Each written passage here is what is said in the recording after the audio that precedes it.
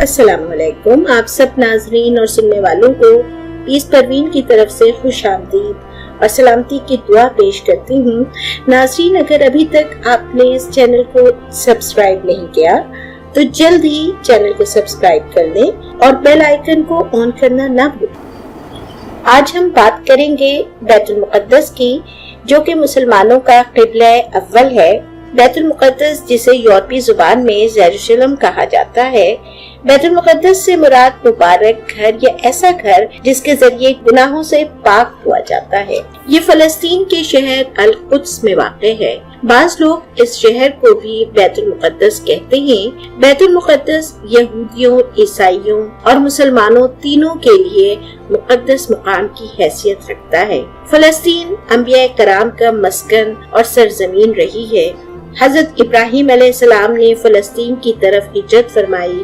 اللہ تعالیٰ نے حضرت لوط علیہ السلام کو اس عذاب سے نجات دی جو ان کے قوم پر اسی جگہ نازل ہوا تھا۔ حضرت داؤد علیہ السلام بھی فلسطین میں ہی رہے۔ حضرت سلیمان علیہ السلام اسی ملک میں بیٹھ کر ساری دنیا پر حکومت کیا کرتے تھے۔ حضرت علیہ السلام کا محراب بھی اسی شہر میں ہے۔ حضرت موسیٰ علیہ السلام نے اپنے ساتھیوں سے اسی شہر کے بارے میں کہا تھا کہ اس مقدس شہر میں داخل ہو جاؤ۔ حضرت عیسیٰ علیہ السلام کی پیدائش اسی شہر میں ہوئی اور انہیں آسمان پر اٹھایا بھی اسی شہر سے گیا تھا، اور اسی شہر میں آپ علیہ السلام کو واپس زمین پر اتارا جائے گا، اور اسی شہر کے ایک مقام پر حضرت عیسیٰ علیہ السلام دجال کو قتل کریں گے۔ یاجوج ماجوج کے فسادات اور ان کا قتل بھی اسی سرزمین پر ہوگا۔ حضرت محمد صلی اللہ علیہ وسلم معراج کی رات آسمان پر لے جانے سے پہلے بیت المقدس لائے گئے، اور یہی حضرت محمد صلی اللہ علیہ وسلم کی امامت میں سارے انبیاء کرام نے نماز ادا کی۔ سورہ اسراء کی پہلی آیت میں اللہ تعالیٰ فرماتے ہیں، وہ ذات پاک ہے جو ایک رات اپنے بندے کو مسجد الحرام یعنی خانہ کعبہ سے مسجد اقصی تک، جس کے گرد گرد ہم نے برکتیں رکھی ہیں، لے گیا تاکہ ہم اسے اپنی نشانیاں دکھائیں۔ بے شک وہ سننے والا اور دیکھنے والا ہے۔ چنانچہ یہ بات طے ہو گئی کہ زمین کا یہ ٹکڑا بے حد مقدس ہے۔ خانہ کعبہ کی بنیاد ڈالنے کے 40 سال بعد اس مسجد کی بنیاد رکھی گئی، اور حضرت نوح علیہ السلام کے بیٹے نے اس کی تعمیر کی۔ پھر ایک عرصے کے بعد حضرت داؤد علیہ السلام نے اثر نو اس کی تعمیر شروع کی، لیکن جلد ہی آپ علیہ السلام وفات پا گئے۔ پھر حضرت داؤد علیہ السلام کے بیٹے حضرت سلیمان علیہ السلام نے اس مسجد یعنی مسجد اقصی کی تعمیر کروائی۔ حضرت سلیمان علیہ السلام نے اس مسجد کو جنوں کی ایک جماعت سے مکمل کروایا۔ ایک دن حضرت سلیمان علیہ السلام اپنی لاٹھی کے سہارے کھڑے مسجد کی تعمیر کروا رہے تھے کہ آپ کے دنیا سے جانے کا وقت آ گیا۔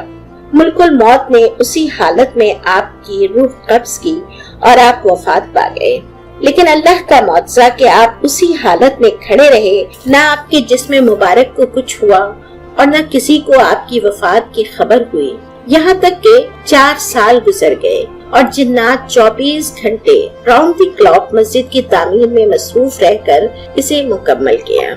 اور جب مسجد مکمل ہو گئی تو اللہ کے حکم سے حضرت سلیمان علیہ السلام کی چھڑی میں دیمک لگ گئی، جس کی وجہ سے آپ کا جسم مبارک زمین پر گر گیا۔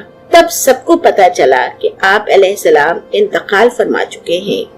یہ مسجد، جسے مسلمان مسجد اقصی کہتے ہیں، کی تعمیر چونکہ حضرت سلیمان علیہ السلام کی نگرانی میں ہوا، اس لیے اسے یہودی ہیکل سلیمانی کہتے ہیں۔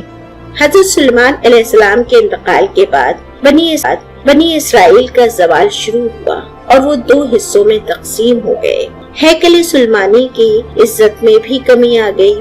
ویسے تو ہیکل سلیمانی پر کئی حملے ہوئے، لیکن ایران کے ایک بادشاہ نے فلسطین پر حملہ کیا، جس کے نتیجے میں ہیکل سلیمانی مکمل طور پر تباہ ہو گئی۔ بڑے پیمانے پر یہودیوں کا قتل کیا، توریت جلا دی گئی۔ برسوں بعد بچے کچے یہودیوں کو فلسطین جانے کی اجازت دی گئی۔ وہاں انہوں نے ہیکل سلیمانی کی دوبارہ تعمیر کی، لیکن یہ تعمیر بھی زیادہ عرصے قائم نہ رہ سکی۔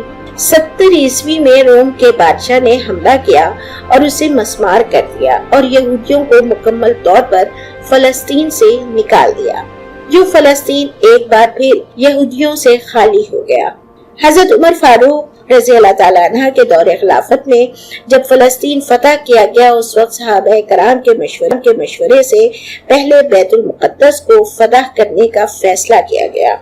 बैतुल मुक़द्दस का किला बहुत मजबूत था। इस्लामी लश्कर को 11 दिन तक मुसलसल कोशिश के बावजूद फतह नसीब न हुई। फिर हजरत खालिद बिन वलीद और हजरत अबू उबैदा रज़ी अल्लाह ताला अन्हा 5000 से ज़ायद सिपाहियों का लश्कर लेकर किले की दीवार तक पहुँचे।